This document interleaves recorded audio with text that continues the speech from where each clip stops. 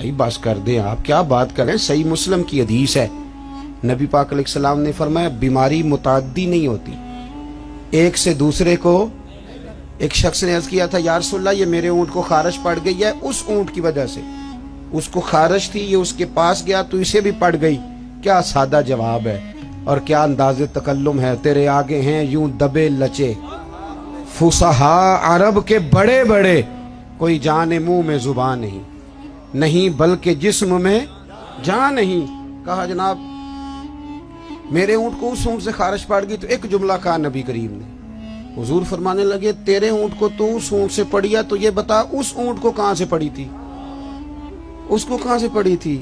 اور اس کرنے لگی حضور وہ تو قدرتی معاملہ ہے. فرمایا یہ بھی قدرتی معاملہ ہے. تو فرمایا وہ بھی قدرتی ہے. اعلیٰ حضرت جلدی نہیں مانتے تھے. آپ کے سارے سائنسدان کہتے ہیں زمین گھومتی ہے, اور ہمارے بچوں کا تو بیچاروں کا دماغ گھومنے لگا جب سے یہ پڑھنے لگ گئے.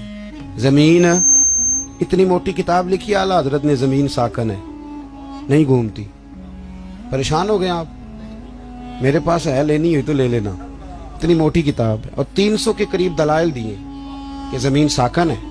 اعلیٰ حضرت فرماتے ہیں جب نبی پاک علیہ السلام نے فرما دیا کہ جب رب نے زمین کو پیدا کیا تو کانپنے لگی, تو رب کریم نے اس میں پہاڑ میخیں بنا کے قلعے بنا کے لگا دیے تو یہ ٹھہر گئی.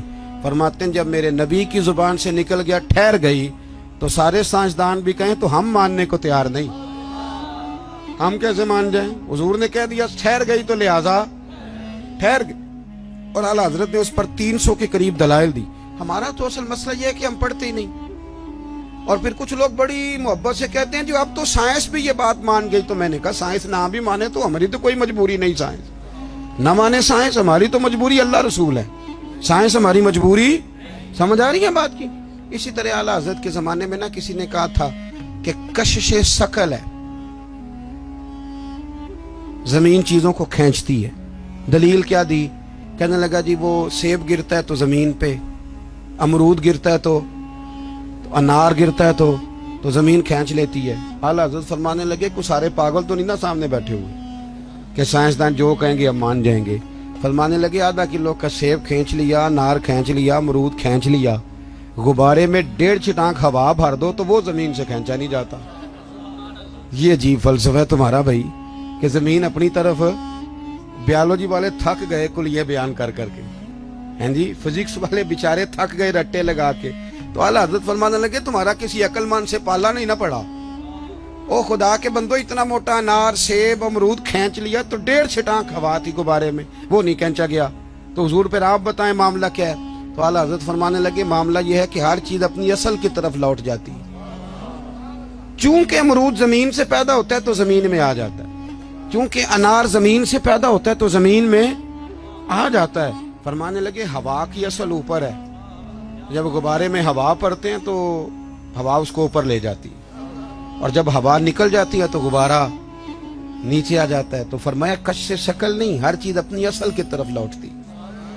انسان کہاں سے پیدا ہوا, مٹی سے, جائے گا کہاں, چونکہ اس کی اصل مٹی ہے. مٹی دیں تے مٹی رہنا ہی, ایمی کا دی بلے بلے, اج مٹی دے اتے بندیا تے کل مٹی دے تھلے. تو بھائی اعلیٰ حضرت نے نا نظریات کا تحفظ کیا. تیسری بات, اعلیٰ حضرت فرماتے تھے کہ دین میں خودداری اختیار کرو, عزت نفس, دین کو فار سیل نہ کرو. آ گیا میلاد شریف, اب اللہ خیر کرے تلاوتیں بکیں گی, معاذ اللہ نعتیں بکیں گی, تقریروں کے ریٹ طے ہوں گے, اور لینے والے اتنے مجرم نہیں جتنے دینے والے مجرم. ناراض ہو گئے ہو جاؤ, کوئی بات نہیں, ہو جاؤ, پر ناراض ہو کے بعد آ جانا. کیوں ریٹ لگاتے ہو ان چیزوں.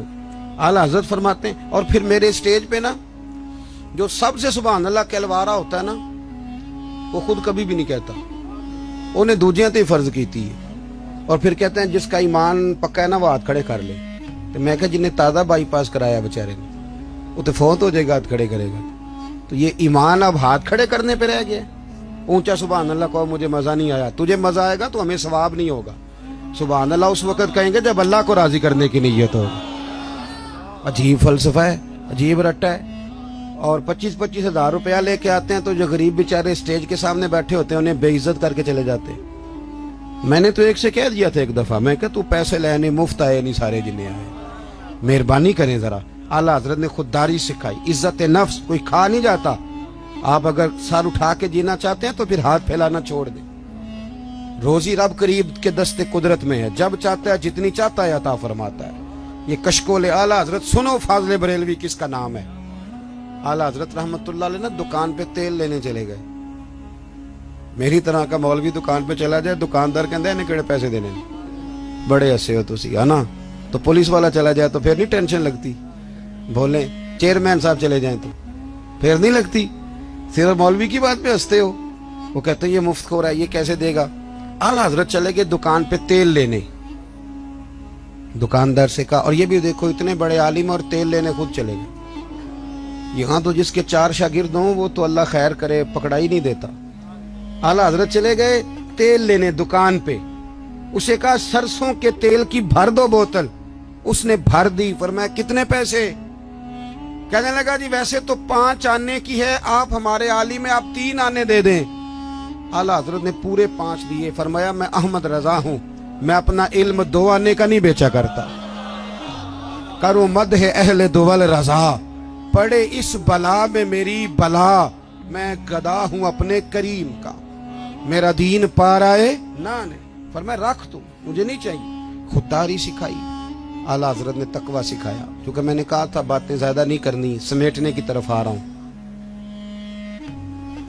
ہمارے ہاں نا کارکن ہمیشہ غریب آدمی ہوتا ہے, لیکن مجبوری یہ ہے کہ غریب آدمی بیچارہ وہ سارا سال بھی مسجد دھوئے نا, اشتہار بھی لگائے, تو میلاد کے سٹیج پہ وہ نہیں بیٹھ سکتا, کیونکہ یہاں بھی بیٹھنے کے لیے 50,000 دینا پڑتا ہے. آپ تعاون کریں محفل میں, سٹیج پہ آ جائیں. اگر اور قریب بیٹھنا تو پھر نوٹوں کی دتھی رکھ لیں ہاتھ میں, پھر نعت کا نام یاد کر لیتا ہے, کہتا ہے حاجی صاحب ہے شیر تو آڑی نظر دے, اور ساتھ یہ بھی کہتا ہے پکا عاشق رسول ہے, کیونکہ 50 دے لے کے آیا ہے, پکا ہے, ڈگری دے جاتا ہے. خدا کا خوف کرے. اور وہ جو غریب آدمی, اس کو سیاستدان تو ویسے نہیں سٹیج پہ بٹھاتے, تو اگر محفل میلاد پہ بھی نہیں بٹھایا جائے گا تو اس کو عزت کہاں ملے گی. اعلیٰ حضرت تو فرماتے ہیں ہم غریبوں کے آقا پہ بے حد درود, اور ہم فقیروں کی ثروت پہ لاکھوں سر. اعلیٰ حضرت بڑی غریب پروری کرتے تھے. ایک یتیم بچہ آ گیا. سید ایوب علی صاحب رضوی رحمت اللہ علیہ آپ کے خلیفہ ہیں. کبھی اللہ آپ کو توفیق دینا تو میانی صاحب قبرستان جائیں اور سید ایوب علی صاحب کی قبر پہ ضرور فاتحہ پڑھ کے ہیں, کیونکہ اعلیٰ حضرت کو جتنا لوگوں تک پہنچایا ہے اس میں 75% حصہ سید ایوب علی صاحب کا. سید ایوب علی رضوی صاحب رحمت لاہور میانی صاحب میں آپ کا مزار ہے. سید ایوب علی صاحب کہتے ہیں کہ ایک بچہ آگے اعلیٰ حضرت سے کہنے لگا حضور میں یتیم ہوں, والد فوت ہو گیا, اکیلا ہوں, میری ماں ہے, تو اگر کوئی غریب دعوت کرے تو آپ آ جائیں گے.